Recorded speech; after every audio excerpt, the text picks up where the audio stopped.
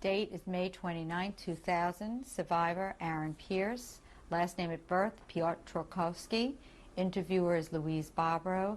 City, Douglaston, State of New York. Country, United States of America. And the language is in English. Mr. Pierce, would you introduce your family? As you can see, we fought Hitler, but at a great price. This is my lovely wife, my son Freddie, my daughter-in-law Rabin, my grandson Ayarif, and Ayal. Okay, And and Nietzsche's not here right now. yeah, we're sorry. Nietzsche's in Israel. Yeah. And I just wanted to say, growing up, every adult I knew had a number on their arm, and I knew that we were a family that was a little bit different. And I actually didn't realize till I was 13 or 14 that not all adults had numbers on their arm, which is a strange existence. And it's weird because when I was a kid growing up and I was home alone, most kids would be afraid of robbers, but I was always afraid that the Nazis would come down the street and take me away. So I had a whole plan set up of where to run. I don't think most kids have that. I grew up with parents born in America, so when I came into this family, there were a lot of stories that were things that were told all the time that I had never heard of. And I learned a lot, and it's just been a great family to be a part of. I thank you, Rabbi. Beautiful. Ayali, say something. Say. Well, when I heard my grandparents were in the Holocaust, I wanted to read a book called The Big Lie, and I heard the whole story about the Nazis taking every Jews to the camps and how a lot of them died. And I was really happy that they were survivors. Good. Thank you. Thank you. Oh, Jesus. Okay. Thank you Love very you. much. Thank you. I love you. Okay. I love you. Hello, my name is Louise Bobrow, B-O-B-R-O-W. Today's date is May 29, 2000. I am conducting an interview with survivor Aaron Pierce. The interview is being conducted in Douglaston, New York, in the United States of America. Good afternoon. Good afternoon. What is your complete name? My name is Aaron Piotrkowski, but everybody knows me by the name Urush Piotrkowski. Is that your current name right now? Pierce. My name is Pierce. Could you spell that? P-I-E-R-C-E. And could you spell Piotrkowski? P-I-O-T-R-K-O-W-S-K-I. Why did you change your name?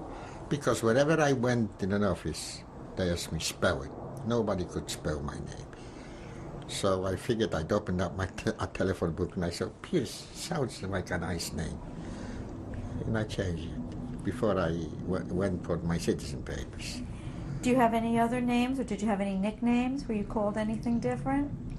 They called me, in the coal mine, they called me Jurek in the concentration camp. But my name, my landsmen, if you tell them Urush, they know who I am. But Aaron, they would never know. When were you born? January 28, 1924. And where were you born? Lubraniec, Poland. Would you be able to spell that? Lubraniec, L-U-B-R-A-N-I-C. Near what large city is Luban? Włocławek. What were your parents' names? Fawy Schleime, my father's name. And Hinda, they called her Helen. And her maiden name? Kirschbaum. Did you have any brothers and sisters? Yes, one brother, 8 years younger. And his name? Name was Hajo. It's the original is Zwi. Hirsch. Tell me about your father. How would you describe him? What do you remember about him? A very nice, good man, good-natured man. What did he do for an occupation? Occupation, we had wholesale fish from the large cities, from Lodz, from Posławek. They came right to the river to buy the fish. From your father? Yes. What was his personality or his character like? His political inclination was left. He wasn't from Beitar. He didn't like when I belonged to the Beitar. He was more with the Shomer HaTzair. But he was so liberal that he never told me what I should do. When his friends criticized him, look, you are in the midst of you is growing up a fascist. He said, he's going to get older, he's going to get smarter. In the meantime, let him learn how to live in organization. He was very liberal, very good-natured.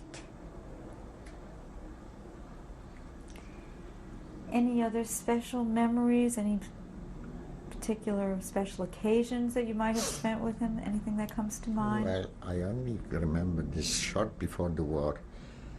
He became sick, spine trouble he had, and he had to go to the hospital. And that time when I came to visit him in the hospital, I never saw my father crying. He cried, and I couldn't forget it.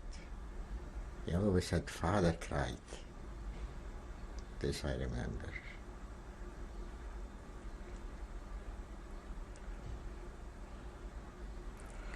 If he saw, let's see, a kid in the winter time with torn shoes, he could take the kid in the shoe store and buy him a pair of shoes. That's how good he was.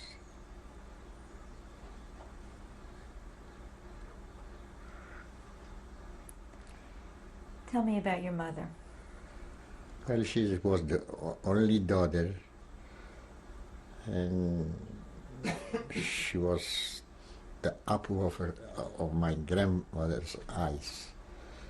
And my grandmother did everything for her. That means that she took care on me too. I don't remember should ask my mother give me something to eat. Only grandma. Grandma lived in one half house, and we lived in the other half house.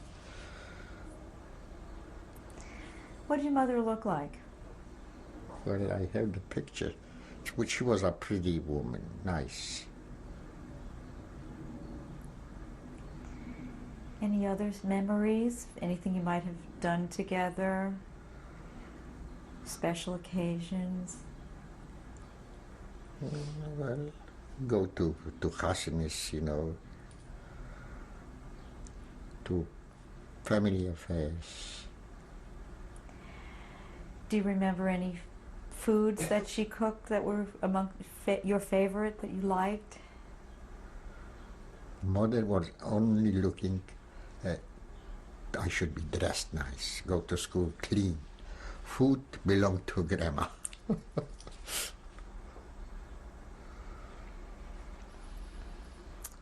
Do you have any special memories of your brother? Well, he was 8 years younger than I. He was a very smart kid. I remember, well, we didn't fight too much because they're different in age. And the last letter I got from him is from the Lodz ghetto to Posan in the camp. And I kept it all the time. And in Auschwitz, they took away from me. And I kept it all the few years. It was a nice little letter that he's all right, in hopes that I'm all right. That was from the Lodz ghetto.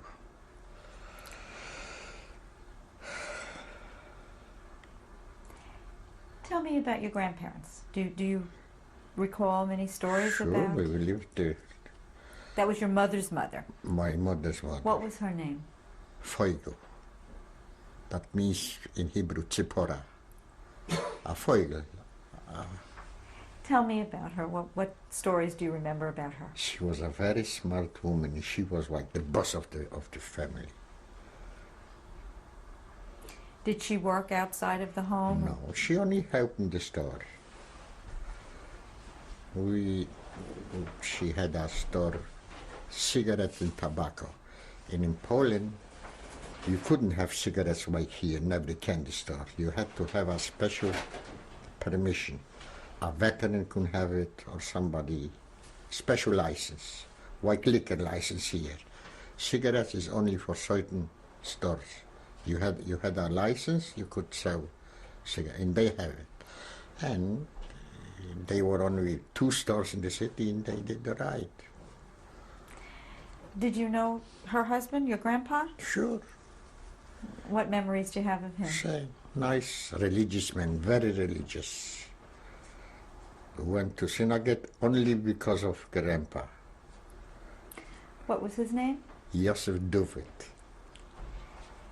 And what did, you said your grandmother was the cook. Do you remember anything special that she cooked that you loved? Well, the loction every Friday were delicious. The chicken soup. And simmers. Everything she cooked was good. Any other special stories about this set of grandparents? Well, I can tell you about my grandmother a lot of things. When they took me out from the house, they started to take us to Posan, to the camps. I remember like this, when I turned back, my grandma was tearing her hair out. And she said to my uncle, to her son, "Gebachtig auf ein Kind," you know how that means. Take care of the child. She didn't say that he should care. No, I was more important than anybody because I was the only grandchild, the first grandchild, and I was spoiled, really. All my mother's cousins all around me, and I had a nice life. Did you have a lot of extended family, aunts and uncles that lived nearby? Yeah, in the town, sure. In my town, if the Zionist organization couldn't get together and made a pact with our family, they knew they are in trouble, because we could have gone to the municipal, elections by our own list, a mishpucha list, because we dominated really the city with our extended family. We went with our own list. So the general Zionists wanted with us to go. In the Mizrahi wanted to go with us. But they didn't want to go. They didn't want to give the conditions to my family. The presence of the kehillah, like you say, the Jewish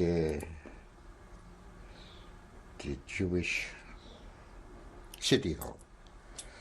He wanted to be the mayor of the Jewish one.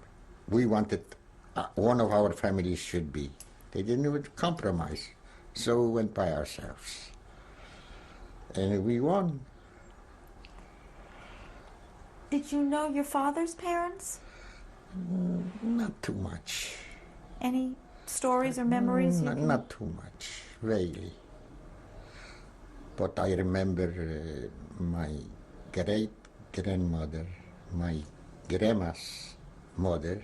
On your mother's side? Mother's side. She was, I remember, the first cherries. When I went out from the Cheder, she was waiting to bring me the first cherries. Do you remember her name? Gitu. Describe for me the town that Luban, where you came from. Was it big, small? No, it was a small town. Do you know the size approximately? It was maybe 20,000 people. And how many Jews would you say dominated the town? 8%. But we dominated the center of the city. And what was the relationship like between the Jews and non-Jews? We have no problems with our neighbors. Before the war, never. I have here photographs I showed you. When I came back, my friends, the Polish friends, which wasn't my friends, but I remember my family, they helped me to take back the house. They helped me a lot. They helped me even to dig up those candlesticks. Can you describe? You know, I'm in touch with them, yes. Can you describe the house or apartment that you grew up in? Was it a house or was it an apartment? A house. There were 2 apartments and 1 upstairs. I have it here. I'll show you. Did you have your own room? Not exactly, but it was a little, a piece where I can sleep there. Just a bed for me. Did it have electric in it? Yes. Plumbing? No. Now they have. But no, then there was no indoor? No, outhouses.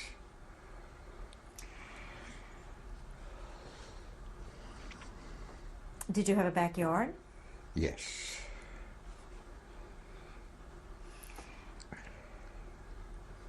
Would you describe for me your religious upbringing? What was it like? My religious upbringing, my father wasn't religious, but whatever we did for grandfather. In the morning, when I got up, grandfather was around the house, so father said to me, listen, watch yourself. Grandpa's watching. Put on the tefillin. This was your mother's father? Or your father's father? My mother's father. And you couldn't get out from the house after you bench, after you ate the meal. You have to stay. Wait a second, the father said.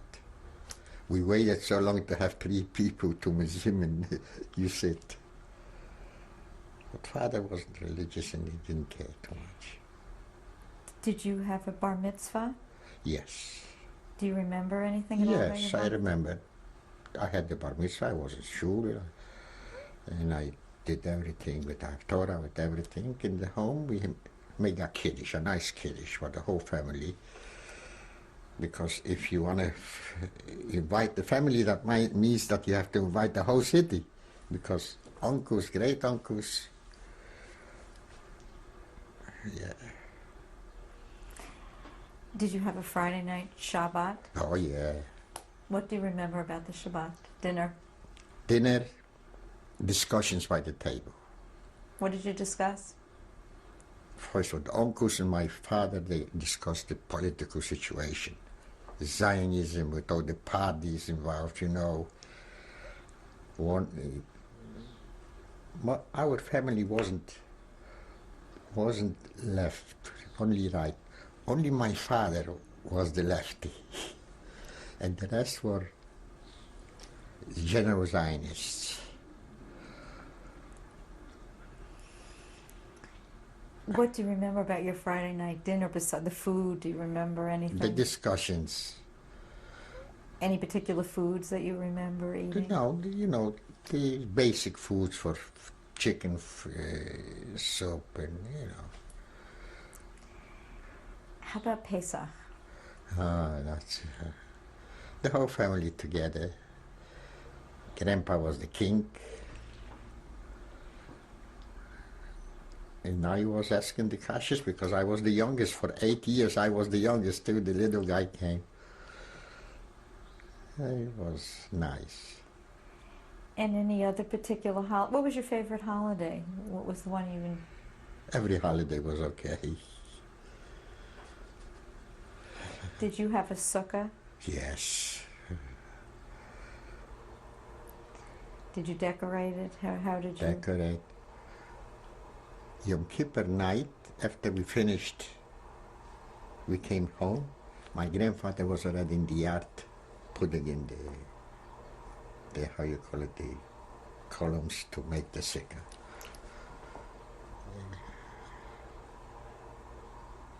In Simchas Torah, we have beautiful synagogue.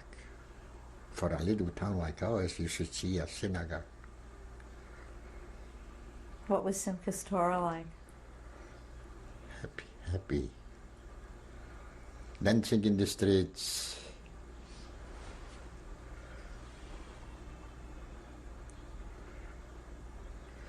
We had a lot of holidays. Lag BaOmer was a nice holiday for the kids. Purim.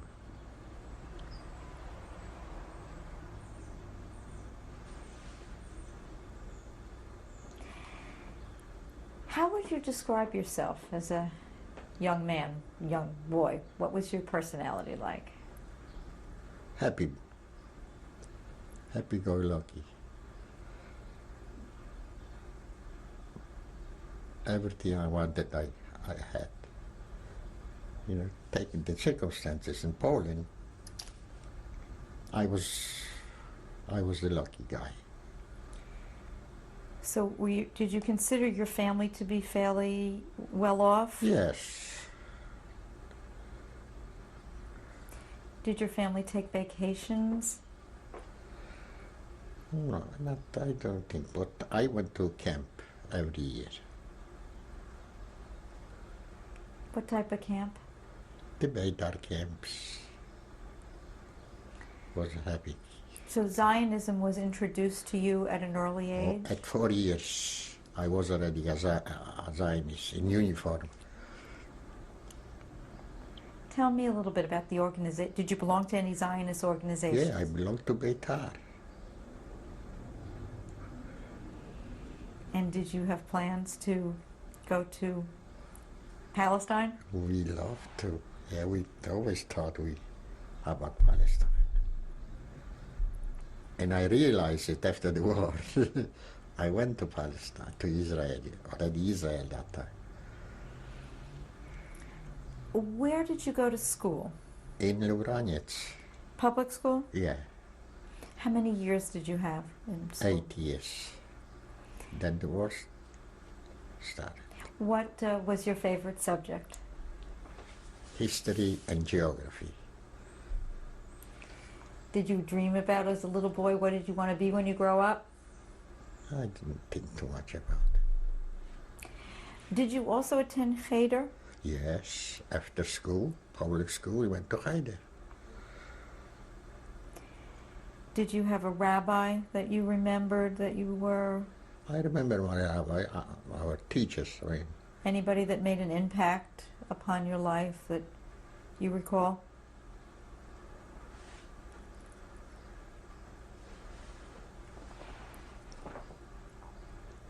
not too much.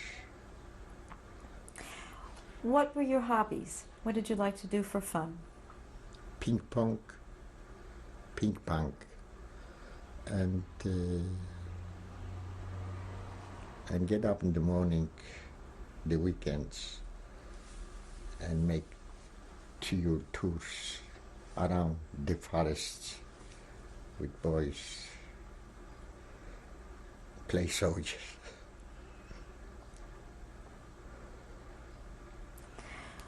Was your father in the Polish military? Polish? in the Polish army.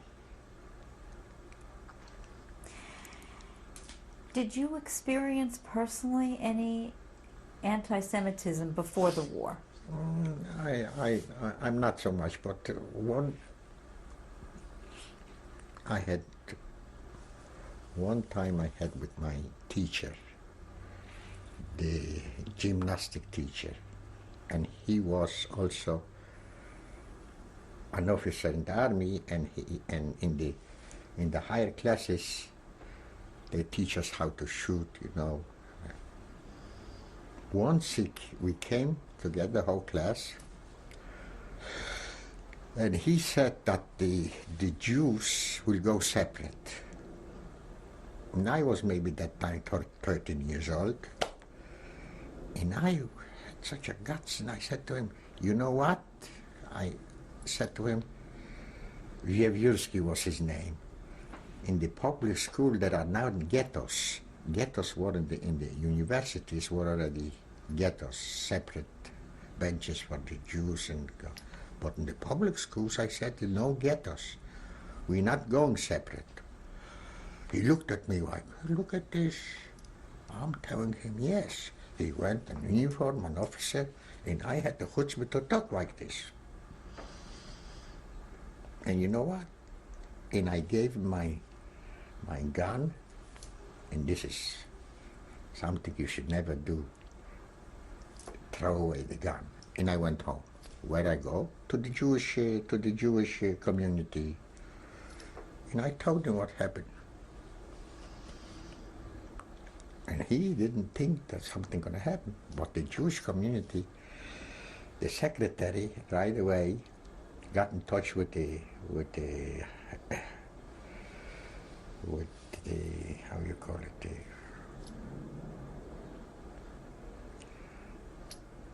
the head of the school. Principal? The principal, and told him what happened. And right away he made a complaint to the division from where he was sent. He was an officer, but he was connected to a higher officer over him. And I remember Kapitan Fabianowski came the next day to school. And he held a speech, and he said to the whole class that I was right. It was wrong what the teacher said.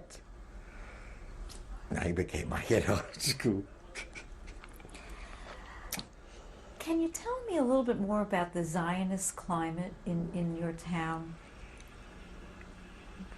Were there many different organizations? Yeah, it was a few Zionist organizations, but this town was dominated by Zionists. We had the Bund, which was a socialistic, no Zionist, but most of the town was Zionistic. And what organization did you belong to? Beitar. And were you active, very active in it? Sure. Did you remember any of its leaders? Sure, I remember. Anybody in particular? Well, I had a few guys what were the leaders. Schmendra, Frankenberg, Shayevich.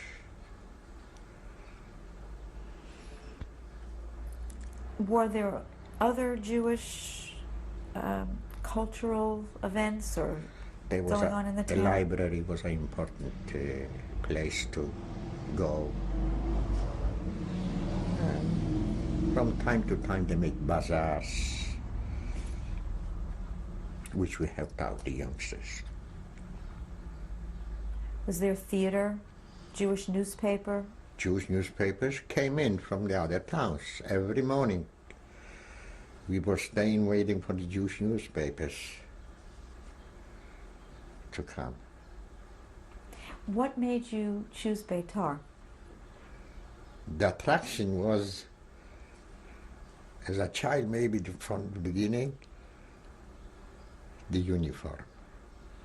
And then the program, the Zionistic program. Did most of your friends, your boyfriends that you were friendly with, belong to friend- Beitar? Yeah, most of them are all my friends. We're going to stop here. We'll continue with the next tape.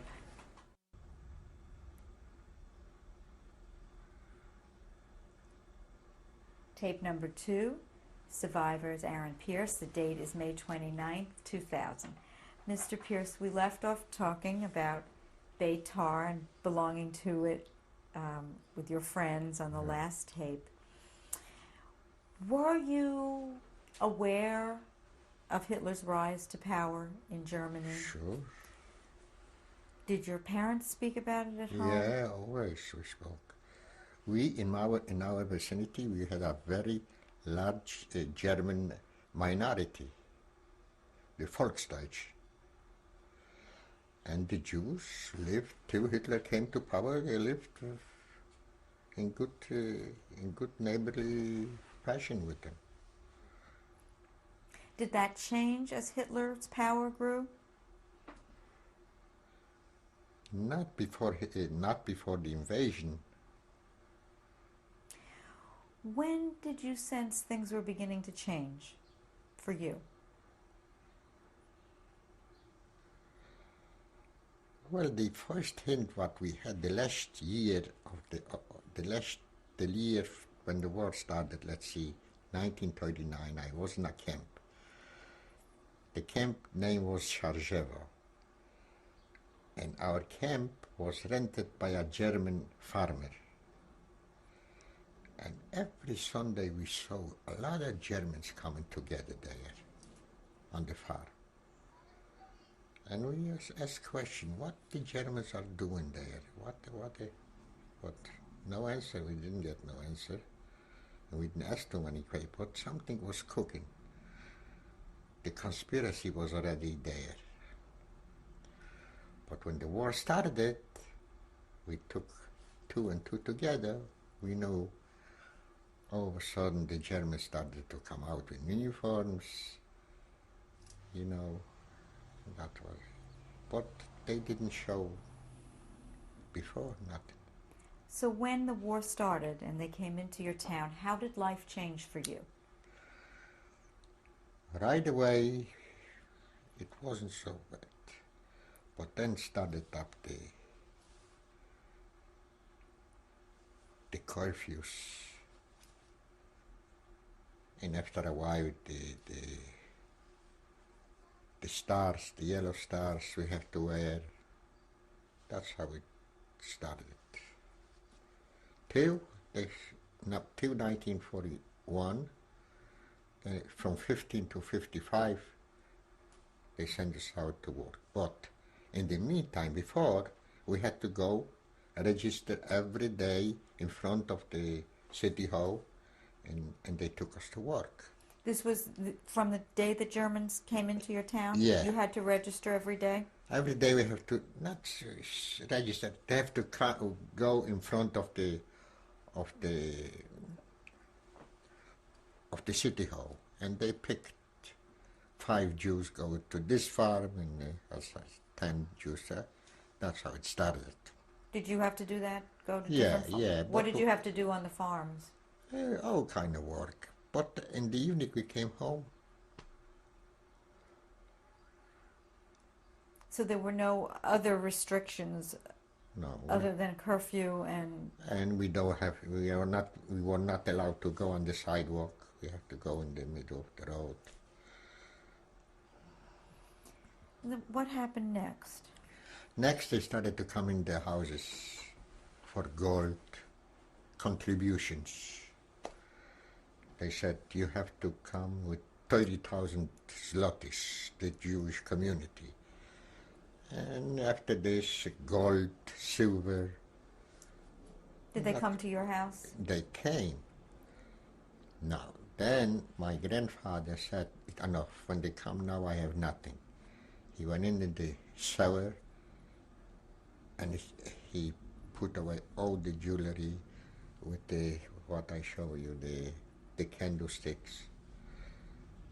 And grandfather went down, and grandma gave him down everything what she meant to put away. By the end, grandfather said to grandma, you know what?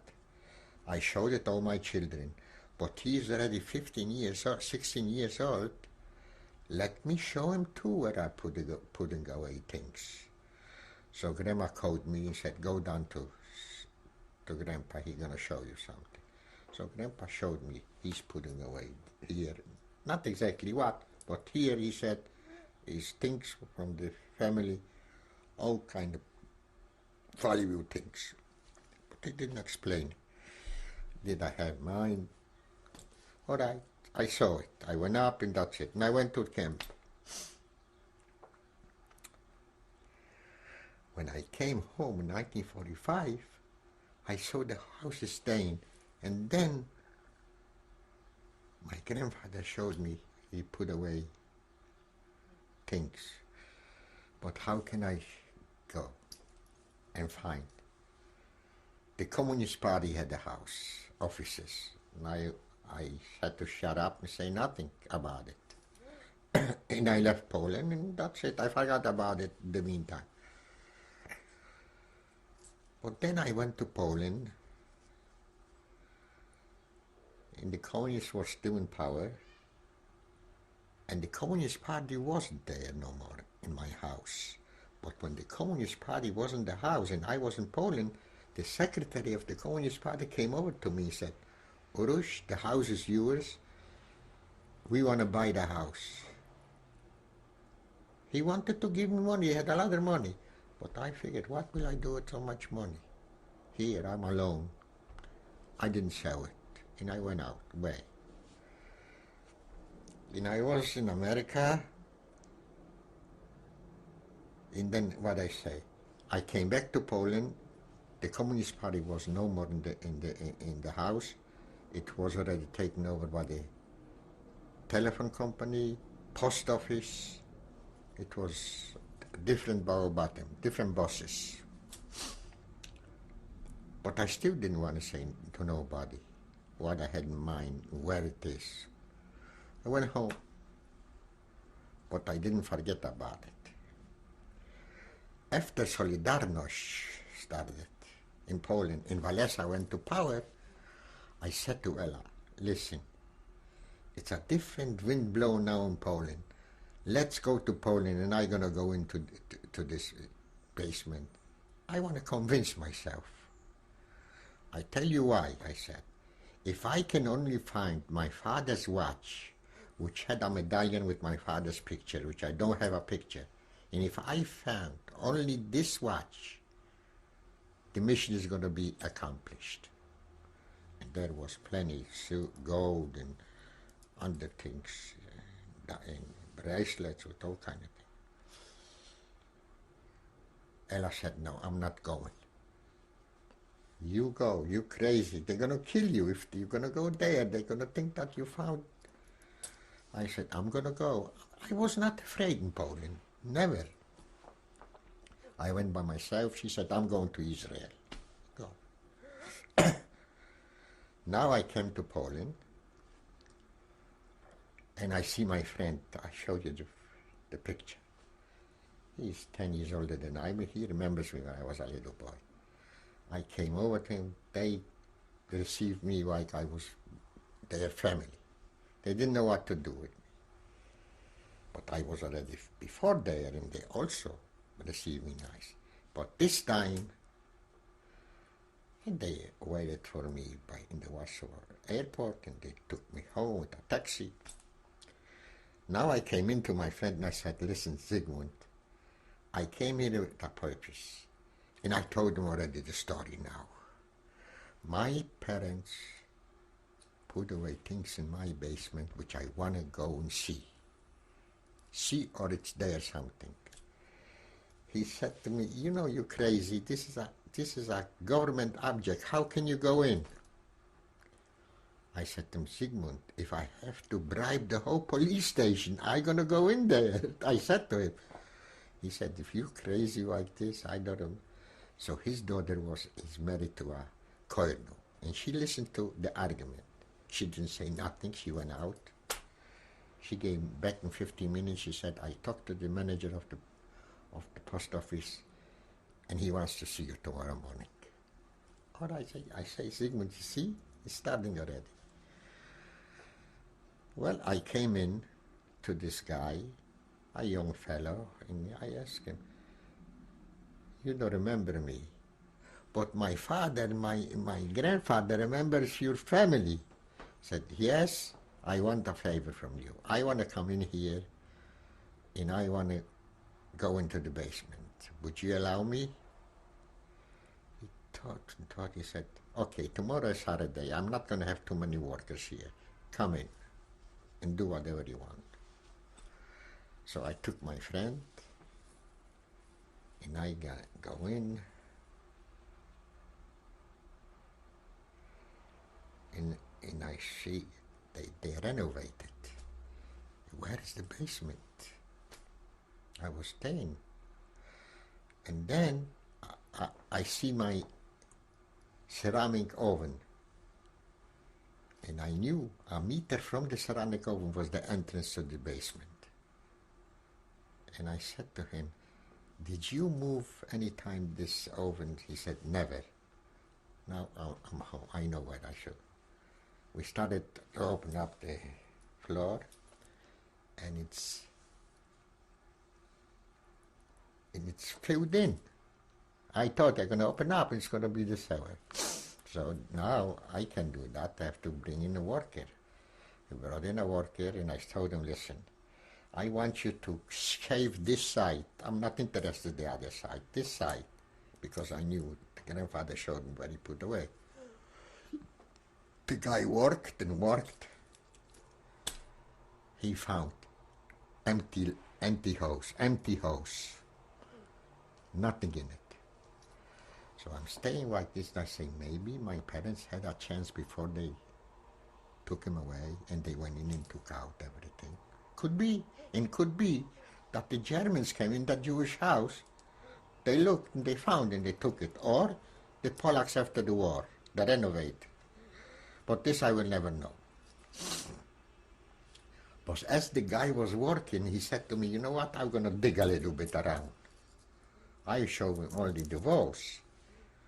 And he started digging in and broke up a piece of the candlestick and shows me. I said, now, nothing digging, everything has to be done by hand. And he took out three sets of candlesticks, and this for the, how you call it, for the Abdallah. And my friend, the guy, looked at this, and he knew Friday evening looks in Jewish houses, everyone was lit candles, sticks. So he was crying. And I stood like this, and I said, my God, this is my grandma's, and this is my mother's. And I didn't recognize right away. Did you find the watch? No. But I said to my friend, if somebody has it, let him not sell it. I'm going to pay him more than he's going to, in case he's going to find out. I'm pretty sure if he finds out, he's going to bring it to me. So just the candlesticks were found. Yes. But he didn't let it go. Next time I was there, he said, let's dig again. And I had to go in, but nothing happened. What happened next? You said the Germans occupied, you were sent to work. Yeah, to Then- Posan. Then you went to what was Posan? Posan was a concentration camp, but not like Auschwitz, just a working camp. When did you go there? About what 41. The day Germany started the war with Russia. Posan was near, how far from your town? Oh, I don't know exactly what that, 120 miles maybe. And were just the men taken, or were you taken with Men. women? We just with men. Did you know where you were going? We didn't know nothing, but we knew we going someplace. Can you describe Posan? What was this camp like? Poznań itself is a big city, one of the western big cities in Poland. The camp was, I worked cleaning rivers, sewers in the city, hard work. Were you taken to an actual camp? A camp, and every day we went to work. Were there barracks? Barracks, yes. How about, was it surrounded by barbed wire? Or where you stayed? Wire, no, but not like Auschwitz, electric wire, no. And who supervised you? Polish,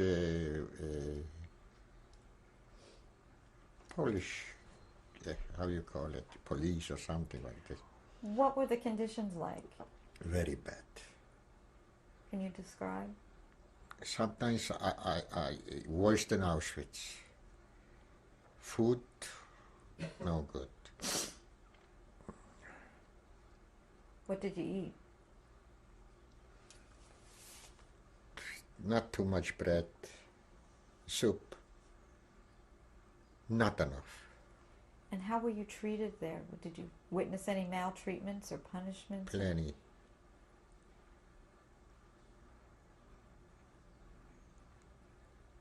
How long were you there? from 41 to 43. Anything else happened there that you remember? In Posan was so bad that in Auschwitz, when you run away and they caught you, you had a chance to live. You got, beating or something. But in Posan, they hung you. They didn't ask you questions. Did you witness Eyewitness, yeah. hanging? I was working in Posan, in the town, sewers. We put in sewers. Big. And across the street were stores. And people went out, bought food and everything. And I went in a store. And you had to have cards, everything went on cards. I went in, and without a card, and the ladies there saw me who I am, and they gave me cards, and I bought certain things. But after a while, when I went out, bang, a guy came over to me, Gestapo. And this was already terrible. A Gestapo. And didn't ask me too much, but my number was right here, and he took down my number and asked me my name, and everybody of my uncle got hysterical. Right away, tomorrow they're gonna hang him. They're gonna hang me. And I couldn't do nothing about it. He took it. My uncle was very upset. He was crying, why did you do it? I wanted to show off. I wanted to bring something out, food. He was always the guy who brought food for me, so once I wanted to show that I can do something too.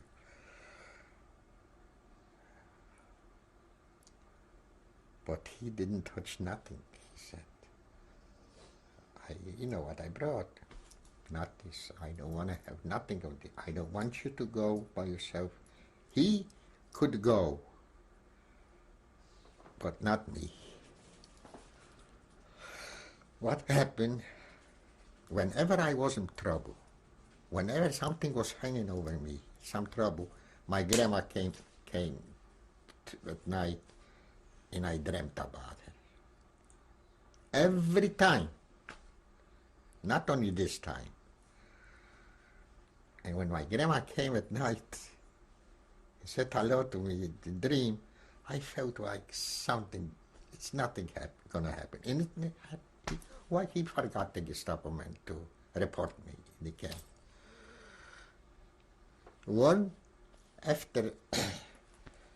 After a year or two, Gestapo came in and surrounded the whole camp. And everybody went around, what's going to be, where they're going to take us. I went to sleep. My grandma came again at night. I dreamt about her. This was to Auschwitz. Grandma was watching over me all the time. Were you in Posan with other people that you knew? My uncle. And friends? And friends and cousins. Did anybody try to escape? They tried to escape and they was caught and they were hung. And some escaped and they lived through. I have a friend in Great Neck, he is alive. Did anybody in Posan in this camp try to do any sabotage? Or? I don't remember. I remember one lady in Posan. She came always in the morning and she went in front of us and she threw sandwiches. Once she threw a sandwich and you weren't allowed to pick it up. All right, they didn't see it. We picked it up and she left an address. And I remember her name, Kempiska, the address where she lives. And I had this, and while you say, I went away from the workplace and I went over to her in the house and she gave me food and she gave me cards and I came back and nobody caught me. The same thing. I brought food. My My uncle didn't touch it. You have no right to go. Why didn't you go? I had an address, a nice lady, Mrs. Kempinska, a little lady like this. Under what circumstances did you leave the camp that you were in? The present camp in Posan. Posan. They just liquidated the camp and they sent us to Auschwitz How did you get to Auschwitz? by train. Do you remember? At Yes, all the I ride? remember. What was the train ride like? A train like for cattle train. Were there other people on the train Sure. besides from Posan? No, yeah, from maybe from other camps they come, little camps around Poznań also, but we were only of our camp in the wagon. And what were the conditions like in the wagon? Whatever we had food with us, we ate, and then we came to Auschwitz. They gave us something to eat. Was this Auschwitz-Birkenau? Auschwitz, not Birkenau. Auschwitz. So when you got there, was it day or night? Do you remember? Day. When the doors of the, was it a closed cattle car wagon or was it open? Close. So when they opened the doors, what did you see first? I saw, and I heard, rouse, rouse, everybody out. And it says, And what did you do next? What happened after they that? we walked into the camp, So this was Auschwitz. Auschwitz. We were Block 2, Block 2. And what did you have to do once you... We were there. After a few days, they made a selection. And what we heard, what now it happened, burning people, killing this and that. How can I get out as quick as possible from this? Well, I didn't know that time who Mengele is, but came in a guy and made a selection. They needed people for another camp.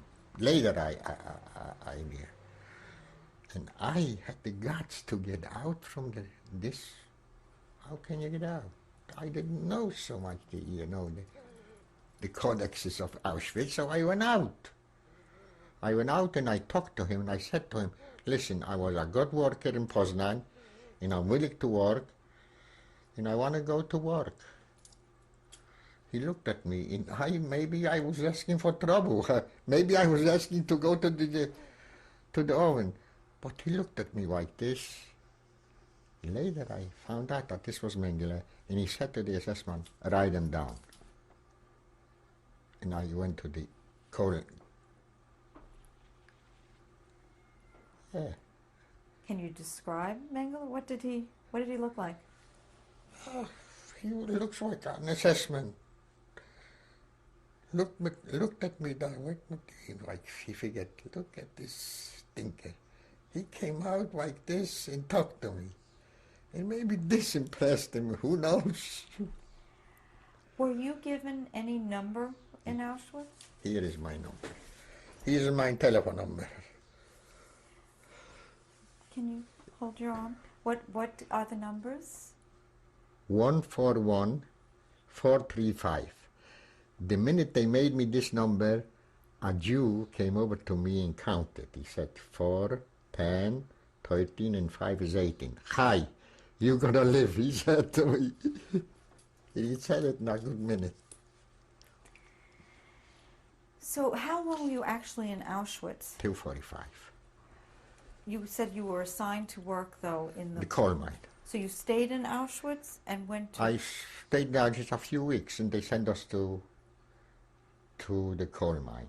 The coal mine was named like in Auschwitz, Strafkommando Auschwitz, punishment camp Auschwitz. Everybody who did something wrong in Auschwitz, they send them to Yanina coal group. What was the coal mine called? Yanina, And where was it? Where was the coal mine? in southern Poland, So it was... Schlesien. Was it near Auschwitz? Sure, not far from Auschwitz. Did you go back and forth every day to No, the coal mine? it was a camp near the coal mine. Yanina, Yanina. can you describe? Yanina Grube, it wasn't a big camp, it was 200 something people. And Men and women? Men only. And every few weeks they made selections, you know, in the coal mine is hard work. People were very weak after a few weeks, selections. What were the conditions like of this camp in Yanina? Hard work. Where did you sleep? And we slept in it was a brick house. It was a big house. And we slept like in a room, 10 guys. Were you with anybody you knew at this point? Sure. Not your uncle? No, my uncle, I left my uncle. I said to my friend, you know, if I stay with my uncle, he's gonna die because he doesn't eat and he gives me food. I have to separate from him. He was very mad, but I said, if I want him to live, I have to separate myself and help myself because he's gonna die because of me. And he went separate now. And I was in Yanina, let's see, I have a year. After I have a year, some guys from a camp came, some specialists. And I see Mr. Jakubowski from my town. And he sees me, he's so happy. What your uncle is talking about and talking, where are you? And you probably are not surviving. And you did a mistake that you separated from him. And here you are all right. So he said to me, no, this is going to be good news for your uncle. I said to him, Mr. Jakubowski, will you take a piece of bread for my uncle? Say, he doesn't need your bread. And if I bring in your bread, he's not going to take it. I know he's not going to take it. But I'll tell him. Tell me more about Yanina, what it was like there. It was, you know, a coal mine, very hard work. What did you have to do? I had the permission to work with dynamite, which was very seldom that a Jew got dynamite. But since I was working with a coal miner and I was his helper, I had the permission to go to the magazine for the dynamite. So let's see, I'm getting 5 kilo dynamite. And we didn't need the 5 kilo dynamite. We didn't want to overload. So I had a few sticks over. I didn't want to give him back to the Germans, and my Polish civilian, Wilczak, let him rest in peace, such a fine guy. I said to him, we're not going to give back dynamite to them. And I took the dynamite and I crushed it like this and then give it back. We're going to stop the tape now. We'll continue. Tape number 3, survivors Aaron Pierce. The date is May 29th, 2000. So the dynamite I never gave back. I didn't use, I never gave back to this. And he said to me, Jurek, because of you, I'm going to go to Auschwitz. I'll take everything on me, I said. He was such a nice guy. He brought me food. He gave me tobacco. And he wanted me for a son-in-law after the war. I have such a beautiful daughter for you. So, but he was nice. I was looking for him after the war, couldn't find him. Christmas, he brought me presents from his wife, from his mother-in-law, from his daughter. Such a nice guy. Did you ever have any plans to use the dynamite, to sabotage? Or? I figured. I put away, I had a magazine with this. I figured maybe the partisans were going to come around and going to need some dynamite. Now I have for him, and they'll take me with the dynamite. That's what I figured, really, because I couldn't destroy all the dynamite because they might find out. So I made myself a place in the... If somebody was short with dynamite, they knew that they're going to come to me. I always going to give them a few sticks. Where did you actually put the dynamite? In the mine. You hid it. It hid it in the walls there, plenty.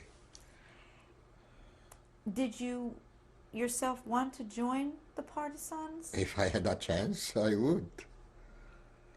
But I heard in the vicinity are partisans. And we hope maybe they're gonna come someday. So I have some dynamite to give him. So you, every day, you had to go beneath the earth Yes. to dig in the coal mine. Yeah. Did you ever become ill? No, I was a good miner. How about the men that worked with you? Did they become ill from being in the coal mines? Yes. You know, we Polish Jews were already worked in this misery from so many years. So we could hold out better. But the guys, the French, the Holland Jews, they came in from the offices to the mine. It was terrible. So there were other nationalities Sure. with you. Yeah. I had a Hollander Jew. He was such a nice guy, but he couldn't hold nothing. He couldn't work. So my Polak, he had a sentiment for religious people. So I said to him, you see, he's just a religious guy. I figured this Hollandish man, he can't help me too much. If he's not going to help me, the Polak will work for him. I said to him, Staszek, he has to go and pray now. You know, Jews have to pray 3 times a day. Now is the time he has to go to pray. So I didn't want him, because he couldn't help, and whatever he did, this was too much for him. So I said to him, make yourself that you're praying or something.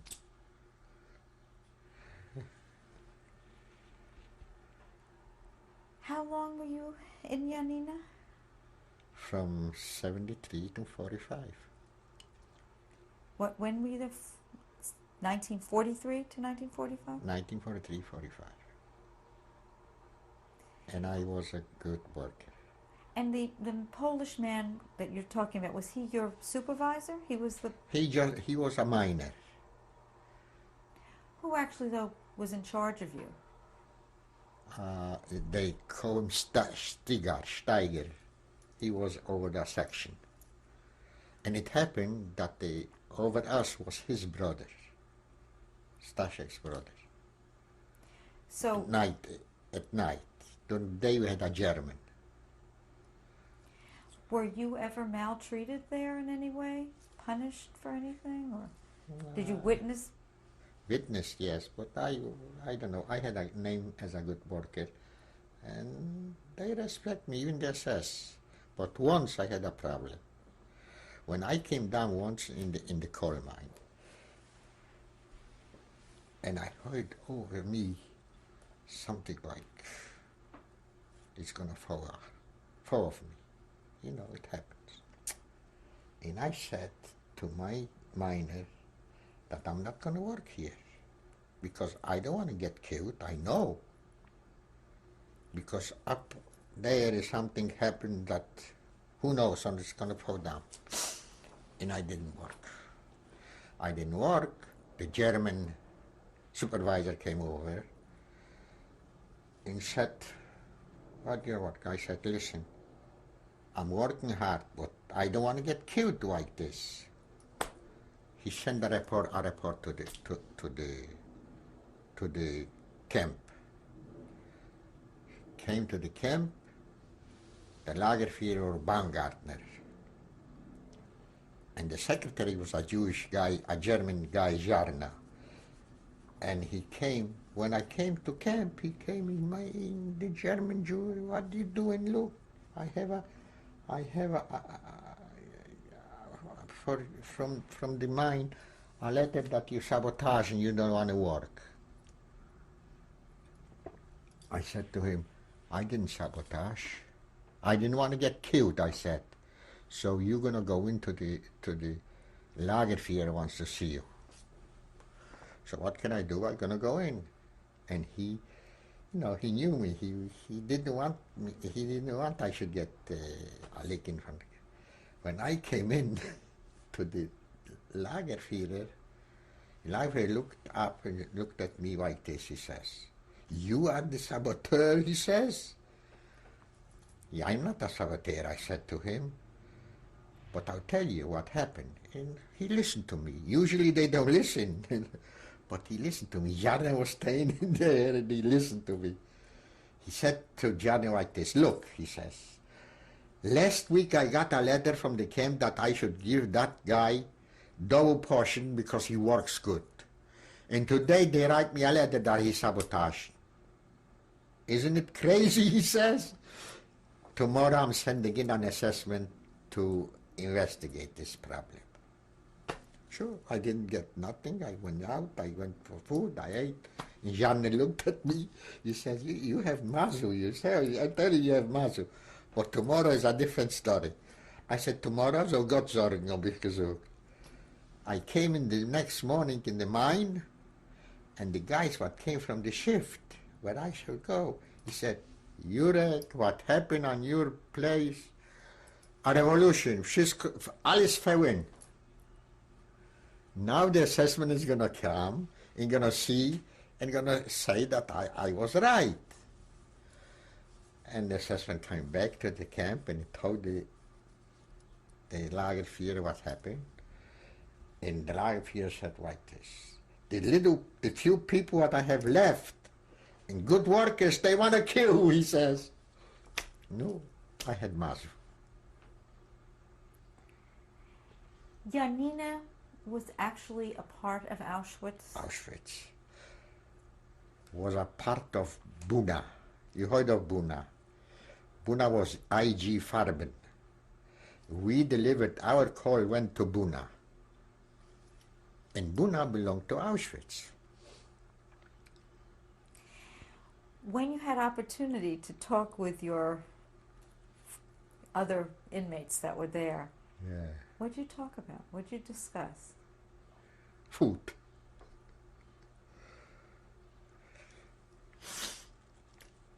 I have a friend here, I showed you.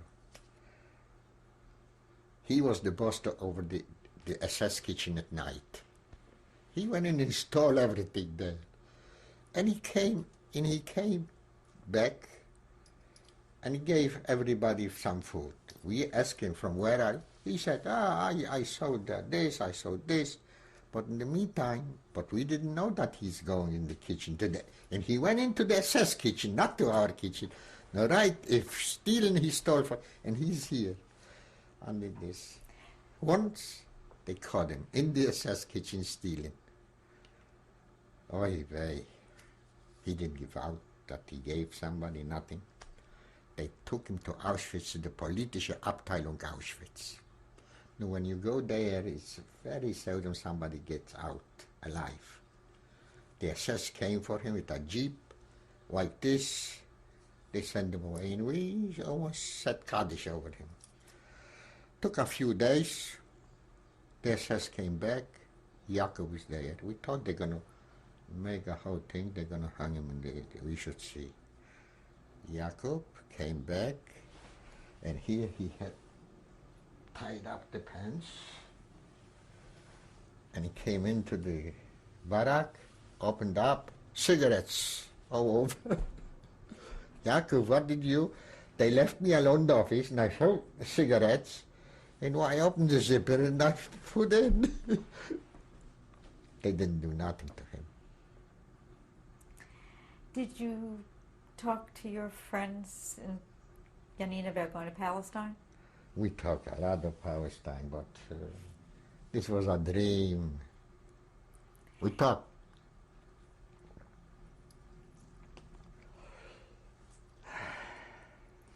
Anything else happen in Yanina that you remember?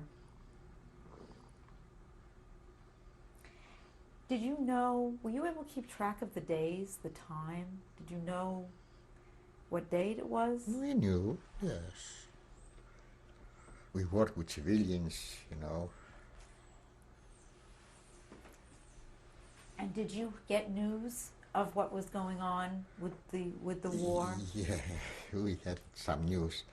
We had news when the Polish uprising in Warsaw, not the Jewish uprising, the ghetto uprising, it was a Polish uprising. And I had, my miner was sick, and they sent me another miner. The name was Moskala, Nenza. And he came from a section from stone, not from, first you have to get through stone to get to the coal, and he came from this section.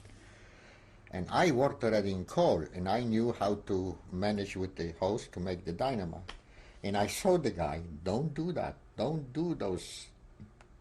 bore those hoses this way. He was a big shot, he didn't want to listen to me. What happened? He did his way, and we spent a few kilo dynamite, and nothing happened. The German came and see, you spend all the dynamite and no coal is coming up. And he started to howl at him. And he looked at me, and he talked to me in German that he shouldn't understand. And I had to answer in Polish because he knew Polish. But I didn't want him that Nenza should think that I'm talking about him. I answered it in English, and he was screaming in German, and I talked Polish to him. And then he said to him like this, "You son of a bitch, you are waiting of a signals from Warsaw. You understand? Warsaw, the uprising, and he is waiting of a signal. He's sabotaging the work here." The guy kissed his hands, and he said to him, "I'm going to put you in this uniform." Showed me on my uniform, Auschwitz. "I put you in this uniform. You're going to go to Auschwitz." And that's all he needed. And he was kneel, and kissing his hands. It was terrible to see how a man could go so low. Polak, a civilian.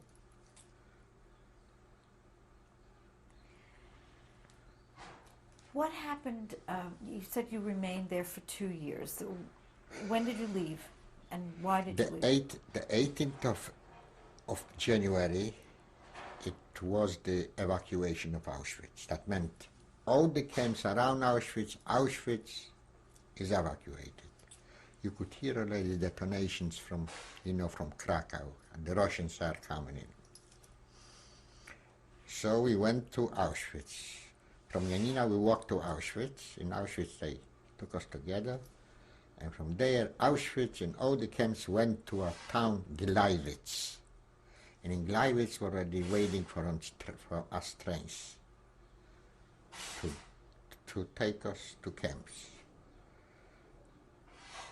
We had to go quick on the planes up.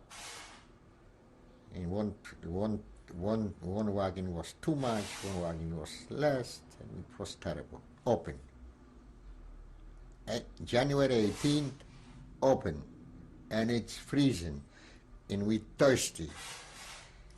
And thank God it was snowing, so we took some snow from the guy next to us, and we drank like this.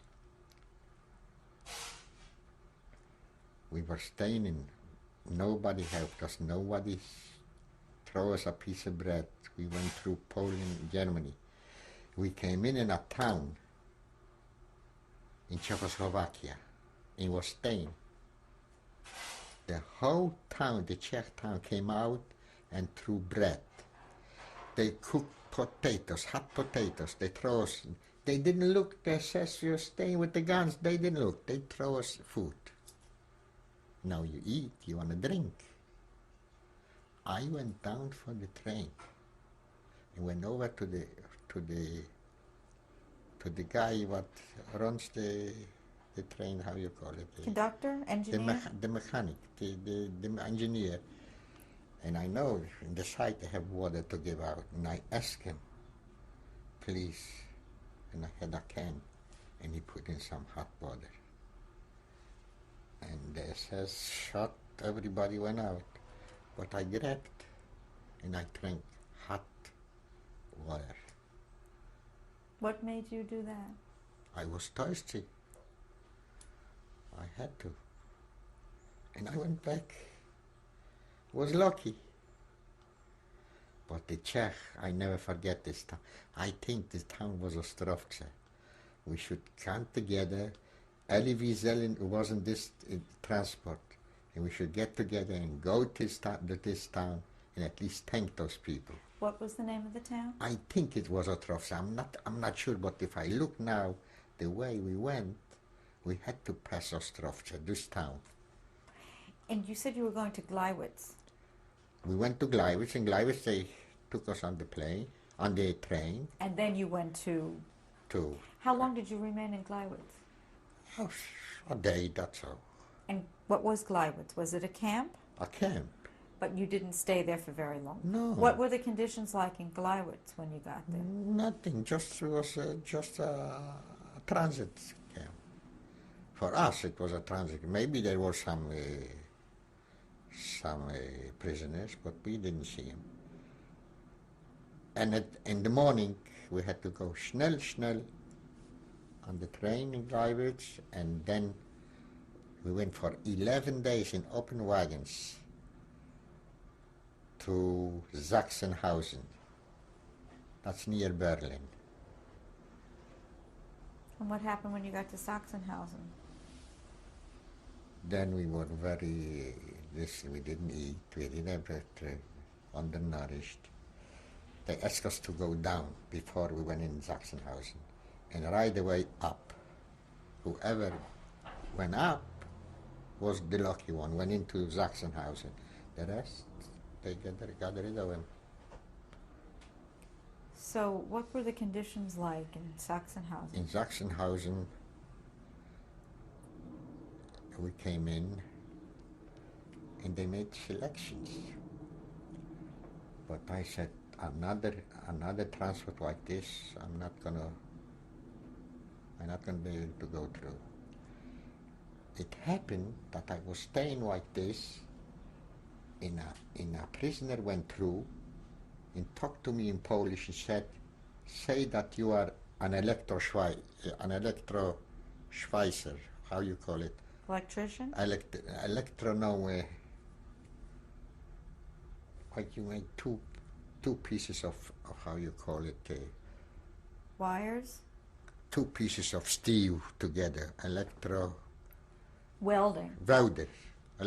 Say that you are an electro welder. I never was an electro welder, but the guy knew something. I went over to my electro welder from my camp and I said, Ivan was his name. You know, he told me that I should say that I'm an electro welder, but I never was an electro welder. Listen, I'm going to say I'm an electro welder, and I'll show you in a few hours you're going to know how to open up the whole business. And I said that I'm an electro welder, and that didn't took me away, and I was staying. It was a aeroplane factory, Heinkelwerke. Nobody went there.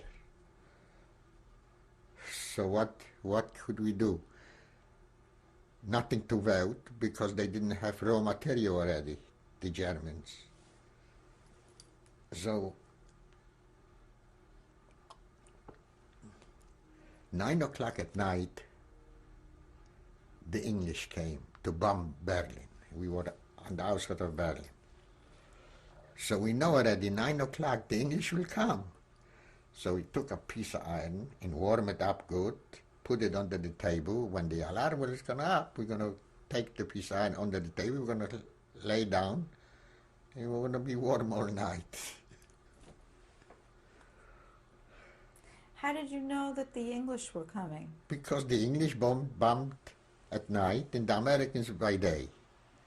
And at night you know that the English are going to be here. We knew already, it was such a pattern already they had, the English. How long were you in Sachsenhausen? From January to April. 4 months. You said earlier you left. You were in Sachsenhausen for 4 months. In Sachsenhausen for months, from February, from May, from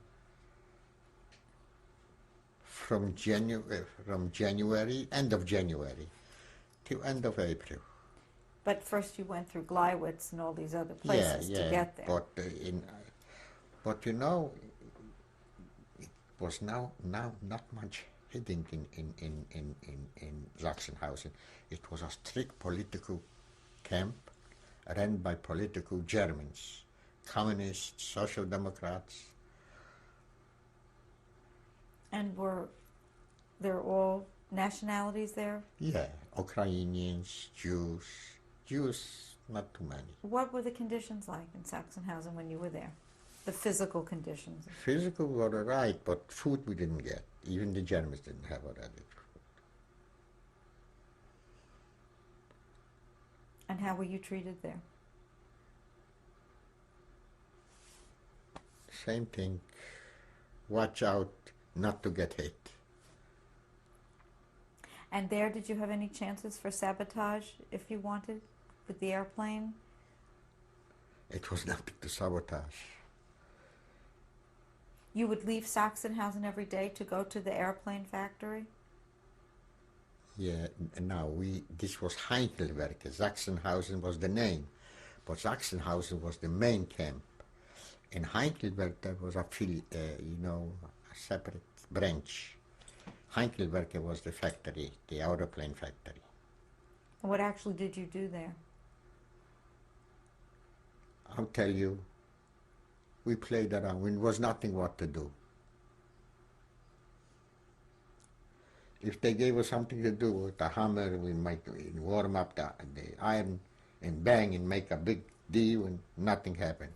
Because they didn't have no more raw material. Who liberated you? The Russians. Under what circumstances? And when? When did this happen? End of April, we were evacuated from the Heidelberg. In the morning, they said to us we had to get out from the barracks. We were going to be evacuated. And I, as an old soldier, I said, I'm going to go out now with no food. Do I have a chance to survive? I'm not going to go the first one. Let everybody go. And I was staying in the barrack. And I see already people going. All right, I stay. But in the morning, I see already the SS with the dogs. This is no playground here now. If they say go out, you go out. Because if they're not going to find you, the dogs are going to find you. I'm going out. An assessment shows me where to go. I'm going. A magazine with food. People are loading up food on trucks. Well, I like to work like this. So the German says me to help him load up the truck. And it was their bread. No, it's good. So at least I had some bread to eat as I go. We had to watch ourselves, they shouldn't see. After we load up the truck, the assessment says, you, on the truck. So I'm on a truck full of bread, and I'm not going to have to walk. And the poor people are walking already since night time. So now I'm on a truck. 2 assessment on the truck too, but they are already not watching too much because they are in trouble. They knew they are in trouble.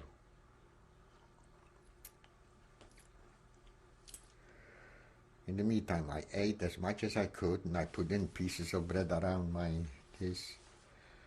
And then they say, stop.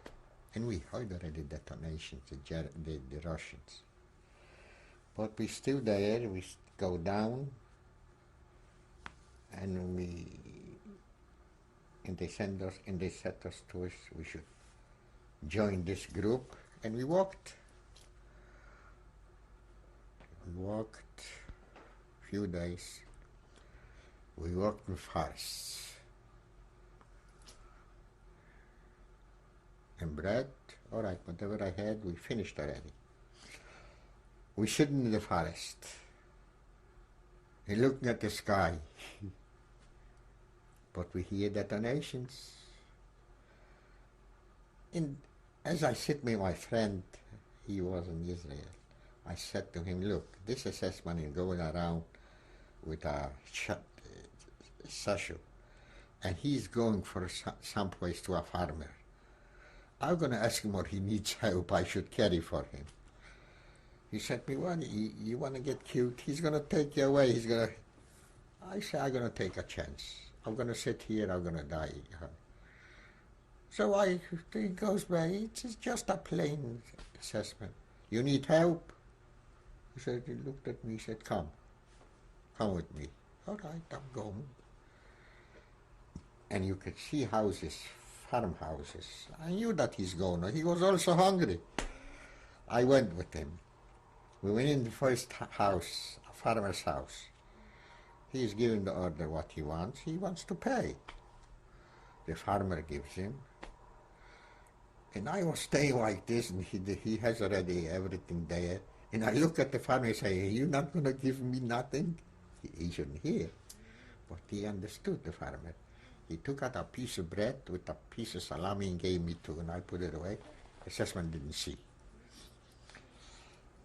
And we're going back. Now I go back to my friend. If he wouldn't kill me, no, he wouldn't. I saw already that he's not the kind of guy. So then he says to me, okay, give it to me. And I had the chitz, I said, you're not going to give me nothing for schlepping this? He took out a piece of bread and he gave me two. I go to my friend and I said, here. He didn't kill me, here, eat. So where did you meet up with the Russians? Now we are in this forest, and we're going further. And the detonations we hear all around. And I always like to be in and this is forest country, only forest. I was always on the edge of the forest. I didn't go inside to. I wanted to see their says, what the heck? If they want to kill me, they're going to kill me either way. I wanted to see what's on the road going on. All of a sudden, I was sitting there already more than a day. I see a Red Cross Jeep is coming. I didn't see a Red Cross all the years I'm in camp. We need to stop. We'll continue with the next tape. Tape number 4, survivor Aaron Pierce. The date is May 29th, 2000. We left off on the last tape, Mr. Pierce, talking about a Red Cross truck. A Jeep came out, stood right in front of me, comes out and speaks German. I didn't know what kind of soldiers they were, but it was Red Cross. And I didn't see a Red Cross all my 5 years in camp. And I wanted to hear what they're saying. The one guy talks to and says, I want to see the leader of the transport. So the assessment goes and brings the whole big shot. And I hear him talking loud. I see a lot of people dead on the road. He says to him from the Red Cross, what happened? From hunger. Is it the hunger? They all got shot. They argued, so. And then he says, listen, a few kilometers from here we have trucks with food. You want to distribute this to the Häftlinge, to us. But we can bring you like this because those people are too hungry. We're not going to be able to control them. But the SS wanted also food. So they negotiated and they came to an agreement.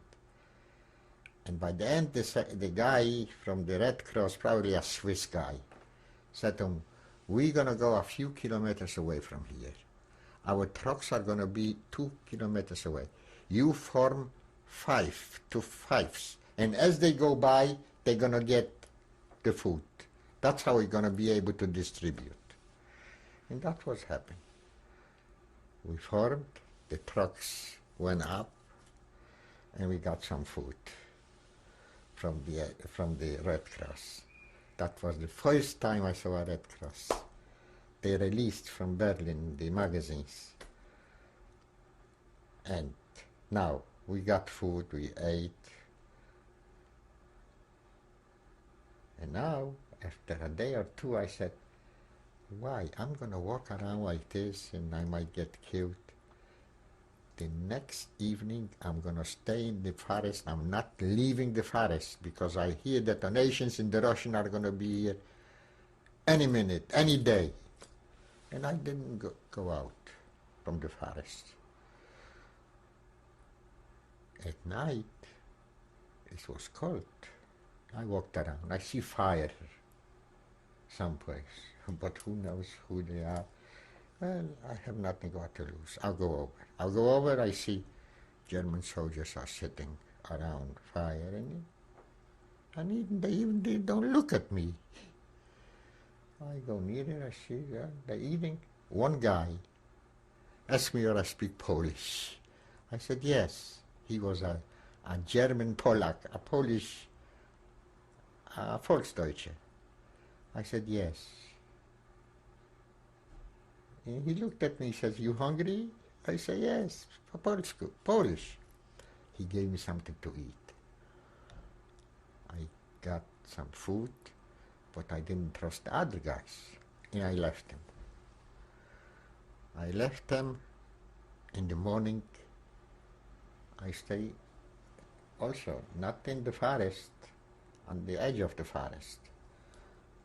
I see a Russian guy with a harmoshk, with a harmonia coming. Drunk! So, I'm liberated, right? I'm going out to him and I'm talking to him. And he knew already who I am because they came through Poland, they saw those kind of uniforms. And I said to him, he said, you know what? You see the town there, this town is already liberated. You go there and you're free. A soldier says so. I'll go. It takes me a few hours. I come in, free, liberated. I see Germans. The whole town is with Germans.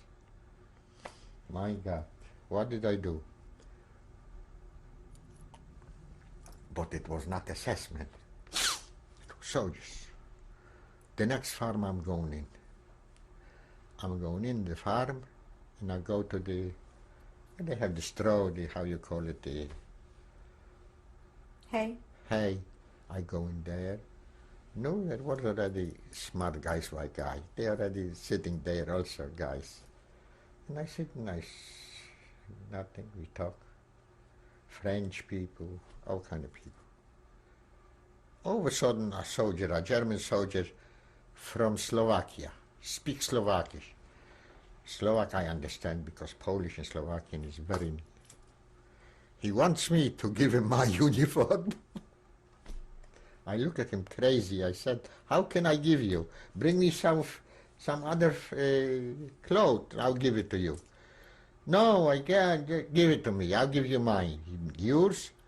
Let's go to the officer. If he's going to allow me to take it, I'll take it. Oh, he hurried up, going to want the officer. I didn't see him no more. Okay, so I was there in this place. Where actually were you liberated? Schwerin, near Schwerin. The vicinity is Mecklenburg. By the North Baltic, not far from the Baltic. After you were liberated, where did you go? So, the liberation is, no. So I'm sitting there in the morning, we heard already a lot of Russians, and no German. It was full of Germans in the evening, in the morning, just the Russians. Here we go out, we are liberated already. So, I'm sitting and thinking, I'm going to talk to the Russians. In the Russian army, there are a lot of Jewish officers and soldiers, for sure. I go over to a Russian soldier and I say to him who I am. He asks me and I tell him. He said, wait a minute, stay here. He brings me an officer, a Jewish officer, and he is from Białystok, a Polish Jewish officer, a Polish Russian Jewish officer. And I talked to him, and he said to me, from where are you, from Poland? I say to him, Wrocław. He said, I passed by your vicinity. No Jews are left. Because I said to him, I'm going to go home. Don't rush home, he says. You have nothing what to look, because we passed by coming to Germany to your vicinity. All right. Then he says to me about food. Yeah, they knew. He calls over a guy, he gonna stay here. He is not allowed to eat nothing but chicken. He said to the Russian guy, and the Russian guy, chicken? He's not gonna run after a chicken. He kills a few chickens and take a chicken, and that's it. And the farmer is crying, you're killing me, all my chickens. You bastard, he says. You be lucky that I'm not killing you, he said. Well, that's all. And this was the liberation, and then going home. How? No trains. But the Russian, one thing, they liberate you, you felt you liberated. They didn't help you too much because they didn't have doctors like the American came in with doctors, with rabbis, to help you. The Russians said, you liberated, everything is yours. Or you dying, or you living, they don't care. And the same thing, I went around, I looked for a horses with a carriage. I came into a farmer, and I see a beautiful carriage. So I need horses for the carriage. I went over to the farmer, I said, listen, this carriage I want. Bring me 2 horses. He started to cry. I have nose, I have nothing. I give you the best horses and I would be left. Same thing I said, you are lucky that you're still alive. All of a sudden he sees I was shocked, he sees my number and he says, what is this? He wanted to distract me for the horses. I says to him in German, I talked to him, this is my license to kill you.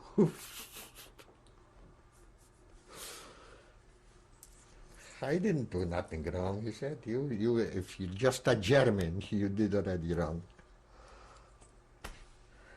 All right. He gave me the horses. He gave me a beautiful carriage. And I started to go home. When you got back to your home, Yeah. is that when did you learn the fate of the rest of your mother, your father, your brother, your grandparents? Well, first of all, I met people that went through the Lodz ghetto.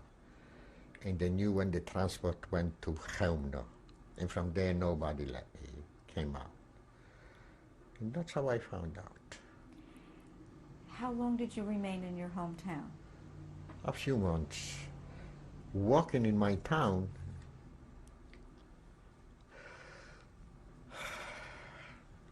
a friend of mine came over from the Jewish community. He said to me, you know what, there is a letter for your cousin from America. So you have mishpuch in America. I didn't know about it. I said, let me see the letter. I came over and they gave me the letter, my cousins, and opened up and I said, dear brother, if this is a dear brother, he is my cousin, because to whom she wrote was my cousin. I wrote it back, and right away they sent us papers. And that's how I found out I have mishpuch in America, the beautiful people. What did you do after you left your town? Where did you go? When you went back home, then where did you go? You said you stayed for a few months. And I went back to Germany. And what did you do in Germany? In Germany, I was doing what everybody did, black market. What did you do in the black? Cigarettes, peace goods. From Belgium we bought dollars, sold dollars. Did you marry? I married in 46. How did you meet your wife? I met her in my town. In Luban, My town, in your Lubranic. Lubraniec. How did you meet her? A friend of mine is her cousin. And he introduced her and he said to her like this, listen, do I have a boy for you? But he knew me and he was a lot older than I. He said, I have such a fine guy for you, come with me to Lubranec. And she came to Lubranec and that's how we became a shidduch. And what is your wife's name? Ella. Did you, because you were such an ardent Zionist, were your wishes to go to Palestine at I the wanted time? to go to Palestine. My dream was to go to Palestine, but since we couldn't get to Palestine, and I got already mishpucha in America, I had a friend, my friend what I showed you here, he was already in Israel.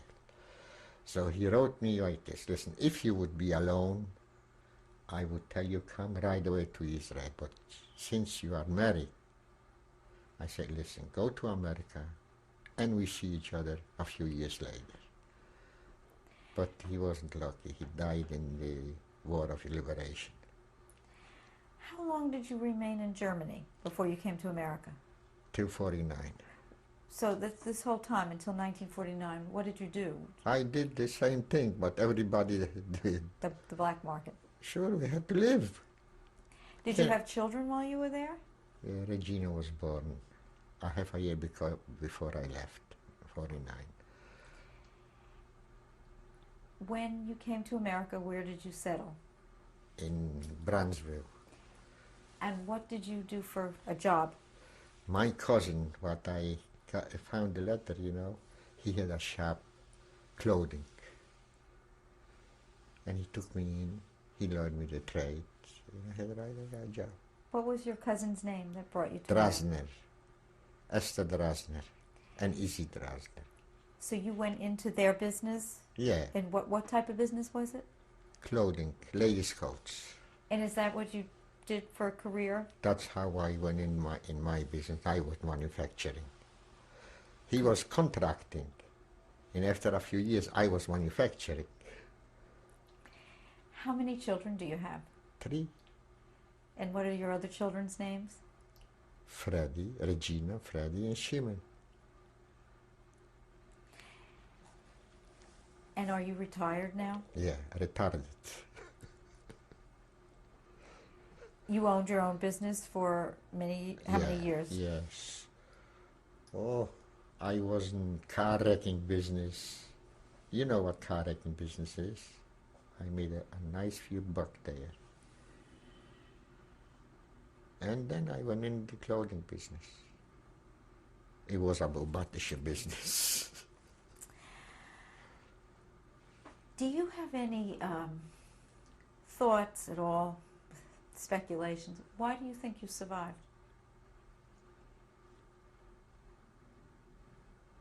I don't know. Luck.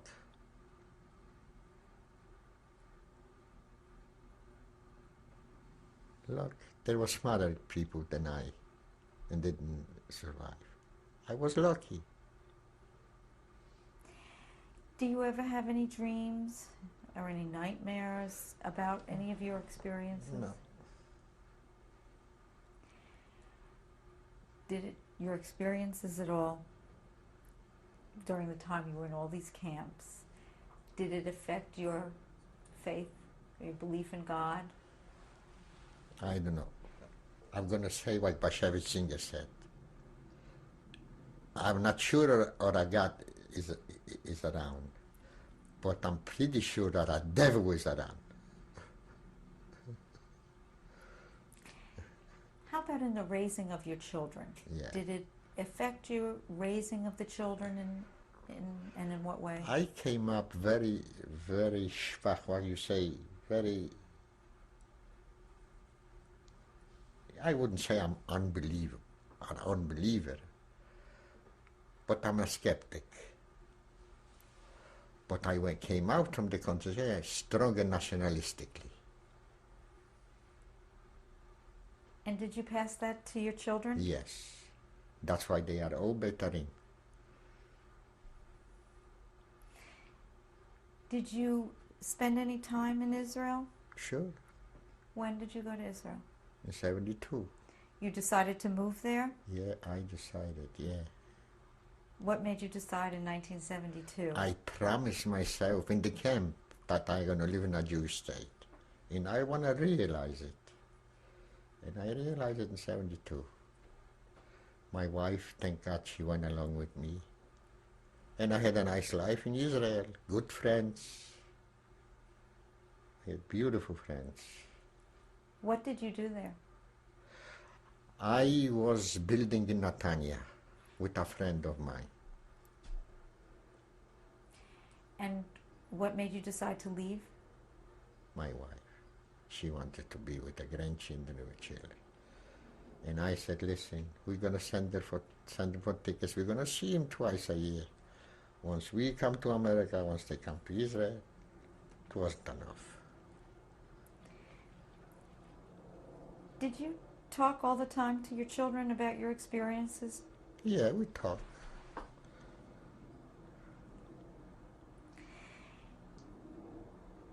Do you have any advice you would like to give to your children? How many grandchildren do you have? 5. Now we have a grandchild. Would you like to give them some advice, or would you like to leave a message? After having survived what you did, is there something you would like to tell them for the future?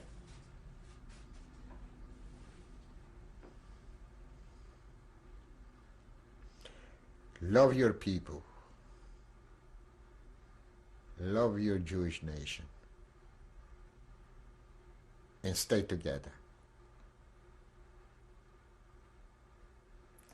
Is there anything else you'd like to say? Anything you feel we left out or you'd like to add?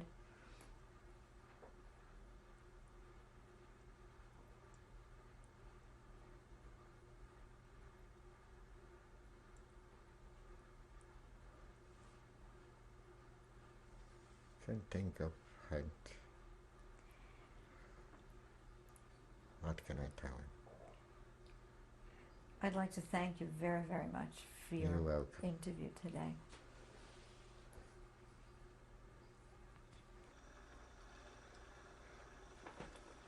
These are candlesticks, what I...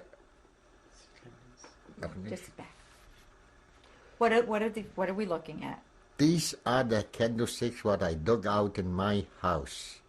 This is the candlestick and the psalming box.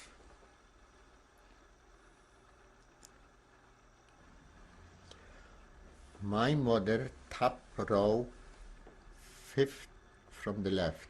Say your mother's name. My mother's name is Helen. And where was this taken? In Poland, Luban. This is after the war, my best friend Simon Garnuszek, Where was it taken? taken someplace in a camp in Germany. This is I and Ella Where was it taken? in Germany, When? 1946. This is I and my good friend Jakub Godlevich from Yanina coal mine.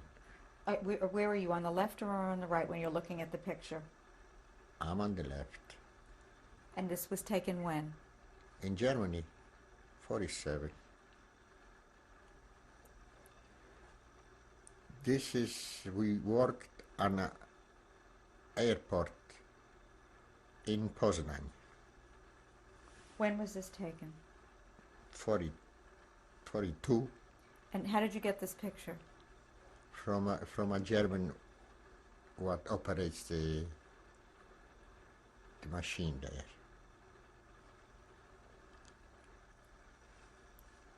The second from the left is my uncle Jakob, was with me in Posan When was this taken? before the war in Lubanec. This is Ella and her cousin with his wife. And where is Ella, on the left? Ella's on the right, And where was this taken? in America.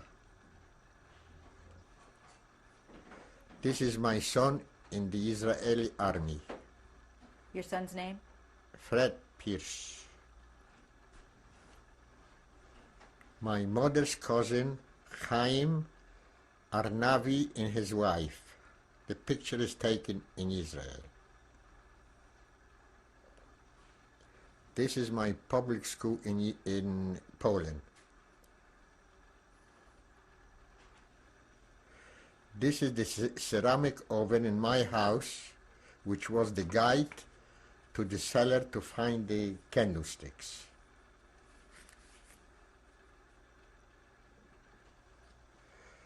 This is Chełmno, and I'm putting down flowers, and there are the ashes of our community. And next to me is Zygmunt Przybysz, my good Polish Catholic friend. This is my house where I was born, and from there I was taken away to the Posan camp.